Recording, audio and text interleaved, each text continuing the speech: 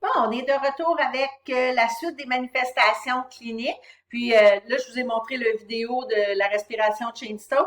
La prochaine diapositive, c'est une photo de ce que la peau marbrée aurait l'air, là, juste pour que vous ayez une idée. Au niveau génito-urinaire, souvent, quand la faim arrive, c'est des patients qui vont soit arrêter de produire de l'urine ou en produire en très, très petite quantité, ou c'est des gens qui vont devenir incontinents. Les deux sont possibles. Au niveau gastro-intestinal, ils vont avoir peu ou pas d'appétit, surtout s'ils sont semi-comateux. C'est des périodes où ils ne mangeront pas, ils ne boiront pas. Il faut pas les obliger non plus à essayer de manger. Faut y aller avec ce qu'ils ont envie, ce qu'ils sont capables de faire. Ils peuvent avoir de l'incontinence fécale aussi à ce niveau aussi, ou ils peuvent être très, très, très constipés si jamais, pas si jamais, parce qu'ils reçoivent beaucoup, beaucoup de narcotiques et on sait que les narcotiques ont tendance à constiper les gens. Donc, vous comprendrez que une personne qui est en fin de vie, qui veut pas manger, on l'obligera pas à manger parce que ça va seulement impacter de la nourriture dans leur système digestif, de la nourriture qu'ils ne seront pas en mesure d'éliminer en bout de ligne. Fait que ça va les rendre plus inconfortables que d'autres choses. La même chose pour les liquides. On va pas obliger quelqu'un à boire comme on va pas leur installer un soluté. Parce que ça va demander à leurs reins de recommencer à fonctionner s'ils ont arrêté, puis ça va causer des inconforts, tout ça. Au niveau locomoteur, c'est des gens qui vont être très, très faibles, surtout quand la fin approche. Ils peuvent souffrir de dysphagie, ils peuvent souffrir de difficultés d'élocution, ils peuvent être in and out là, de coma. C'est assez fréquent.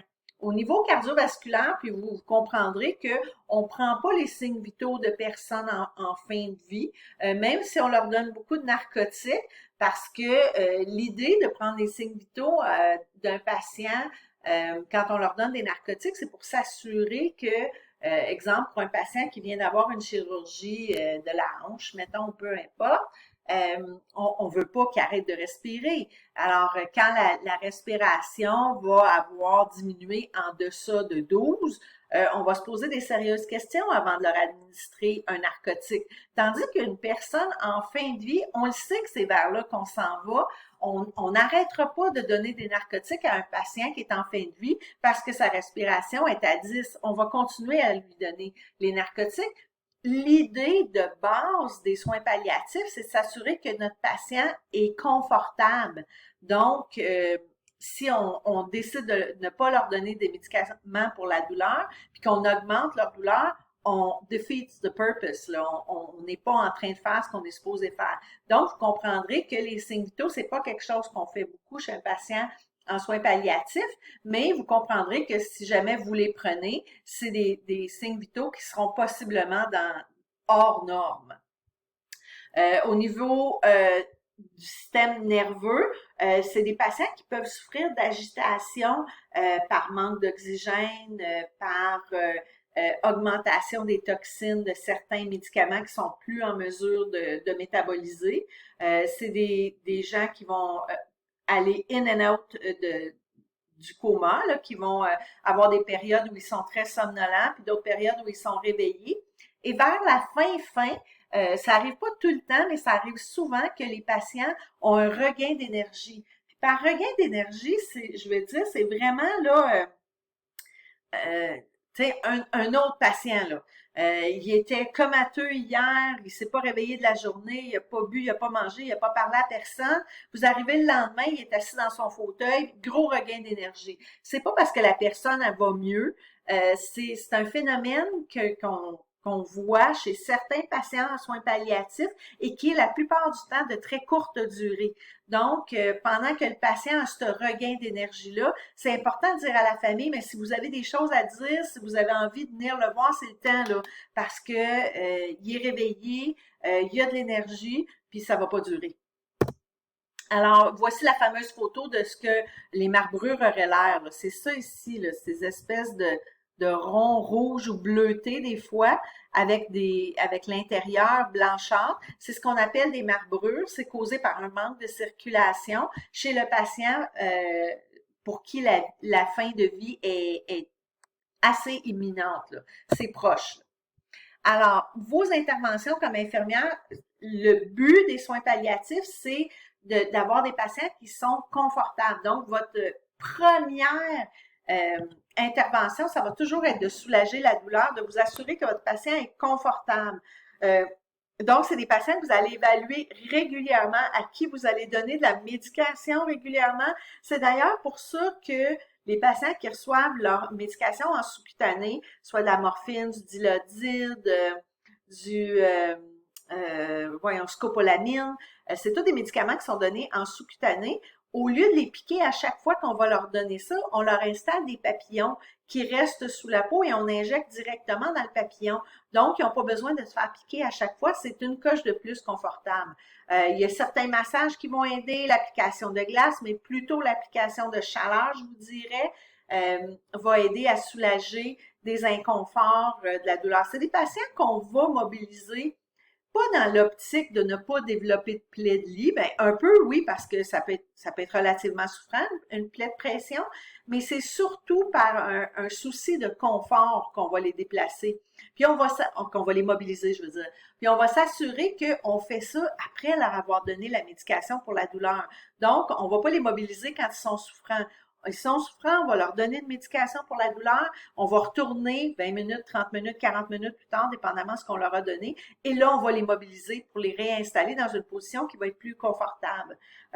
On va évaluer souvent l'agitation, le possible délirium, parce que c'est des patients qui sont à risque de développer des déliriums, entre autres parce qu'ils ne bougent pas, parce qu'ils sont moins bien hydratés, mais surtout parce qu'ils prennent beaucoup de narcotiques et qui sont plus en mesure de métaboliser ces narcotiques-là. C'est des patients qui souvent vont souffrir de dysphagie, surtout en fin de vie. Donc, il va falloir, si on a encore de la médication Péros, il va falloir réévaluer le besoin de ces médicaments-là. Est-ce que c'est quelque chose qu'on veut continuer à donner? Puis si oui, si la réponse est oui, mais est-ce qu'on a des alternatives aux comprimés? Est-ce qu'on peut leur donner en liquide? Est-ce qu'on peut leur donner en injection pour éviter d'avoir à leur faire avaler des trucs?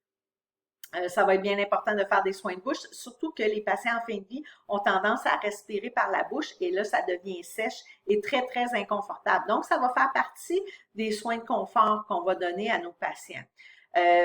Leurs muqueuses vont être déshydratées, on va leur faire les soins de bouche, mais on ne les oblige jamais à boire, on les oblige jamais à manger. Ça fait partie des soins de confort de refuser de manger, de refuser de boire. L'hydratation intraveineuse, il y a des gens qui disent oh my, hein, on est en train de le laisser mourir de faim, mourir de soif, c'est inhumain. Ben, la déshydratation va en soi augmenter le confort parce que les reins vont cesser de fonctionner et ça va être comme un métabolisme de moins à gérer.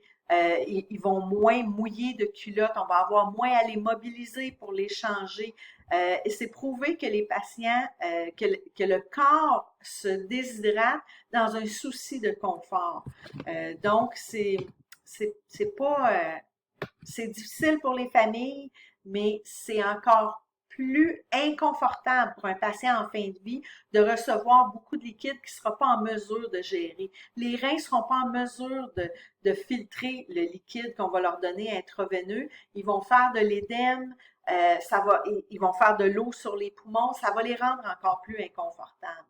Dans les symptômes respiratoires, on peut voir parfois des détresses. Ça va être important d'évaluer la respiration, autant pour voir le chain stroke arriver, puis d'être en mesure de dire aux familles, ben la fin s'en vient. Si le chain stroke est installé, ça veut dire que la fin s'en vient. Mais il faut évaluer aussi la détresse respiratoire. Parfois, ces patients-là vont se sentir opprimés, vont avoir l'impression qu'ils sont pleins de sécrétions, vont avoir des grandes détresses respiratoires. Comme, oh mon Dieu, je suis en train de m'étouffer. Comme ça. Et il y a des protocoles de détresse qui sont qu'on peut utiliser pour soulager ces patients-là. Puis là, je parle pas de le patient a une dyspnée, le patient respire un peu plus vite, un peu moins vite. Ça, il faut les gérer aussi, mais ce n'est pas des détresses respiratoires. Un patient qui est en détresse respiratoire, c'est un patient qui devient très agité, qui était calme il y a quelques minutes, puis que là, tout d'un coup, il est très agité, qu'il a de la misère à respirer, qu'on a l'impression qu'on entend des sécrétions. C'est là que c'est important d'utiliser le protocole de détresse respiratoire qui contient toujours 3 sortes de médicaments. Un médicament pour la douleur, soit de la morphine, soit du Dilaudid. Un médicament pour l'anxiété. Alors souvent, ça va être un Aldol, un activant sous-cutané. Et un médicament pour assécher les sécrétions qui se trouvent dans les poumons. La plupart du temps, c'est un scopolamine, un anticholinergique. Alors, je l'ai-tu là? Non, ça va être probablement dans la prochaine diapositive qu'on va le voir. Ici. Alors, si on parle du protocole de détresse respiratoire, puis c'est pas juste pour un patient qui est dyspnéique, là. On parle d'une détresse. Et là, on donnerait en trio, on les donne les 3 en même temps, un benzodiazépine, soit un activant, un Aldol, un Versed, un opioïde pour essayer de diminuer la douleur, puis un anticholinergique pour diminuer les sécrétions. Donc, c'est des médicaments qui sont utilisés quand le patient est en détresse respiratoire. Suctionner, là, c'est vraiment juste au besoin, quand vraiment on n'a pas le choix parce que c'est quelque chose de très, très inconfortable. Alors, d'autres interventions, on va s'assurer que le patient, s'il a des faiblesses, qu'on va l'aider dans ses AVQ, qu'on va le mobiliser nous-mêmes, qu'on va le laver nous-mêmes. On va évaluer les myoclonies parce que les myoclonies, c'est souvent un signe que le patient n'est plus en mesure de métaboliser le médicament qu'on lui donne. Puis souvent, c'est les narcotiques. Alors, à ce moment-là, il y a différents médicaments qui peuvent être utilisés pour soulager la douleur et il y a des médicaments qui sont utilisés pour diminuer les myoclonies, là. Les anticholinergiques, entre autres, là, ça en est un. On va évaluer l'intégrité de la peau, s'assurer d'échanger de position régulièrement, surveiller les incontinences, puis s'ils ont une culotte, même s'ils ne sont pas incontinents, on va la changer régulièrement parce qu'elle a tendance à devenir humide puis devenir inconfortable. S'assurer que le patient, s'il mange encore puis qu'il prend beaucoup de narcotiques, qui n'est pas constipé, parce que ça aussi, ça peut causer beaucoup, beaucoup d'inconfort. La perte d'appétit, je l'ai dit tout à l'heure, c'est normal. On ne forcera pas les gens à manger, jamais. On ne forcera pas les gens à boire. Par contre, s'ils nous demandent quelque chose à manger qu'on n'a pas, c'est quelque chose qu'on va essayer de leur trouver. En fin de vie, on essaie toujours de subvenir aux besoins, mais d'apporter le petit extra. Le patient vous dit, ben, je boirais de bière. On n'en a pas de bière à l'hôpital. C'est sûr et certain que tu peux pas appeler à la cafétéria puis commander une bière, mais c'est quelque chose que tu vas dire à la famille, dire, ben, votre père ou votre être cher s'est réveillé puis il m'a dit qu'il aurait aimé ça, boire une bière. Je sais pas si ça serait possible pour vous de l'apporter. On essaie toujours de combler les besoins, surtout les besoins en fin de vie comme ça, d'essayer de leur apporter un petit quelque chose là, pour que ce soit encore plus agréable. Oubliez jamais que l'ouïe est le sens qui est le dernier à disparaître. Donc, dites-vous que même dans le coma, vos patients, ils vous entendent. Alors, c'est super important quand vous allez changer un patient de position, de pas, tu sais, qui est piqué dans le coma, de pas jaser avec la personne avec qui vous êtes là de votre fin de semaine. Ah oui, je suis allée voir Coldplay.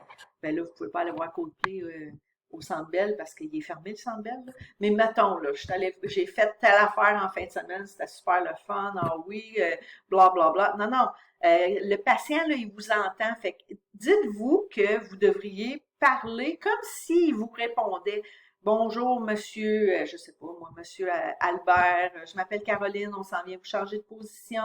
C'est juste pour que vous soyez le plus confortable possible.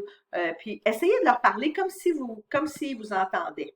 Alors là, je vais arrêter la vidéo parce que, encore, j'arrive dangereusement proche de mon 15 minutes.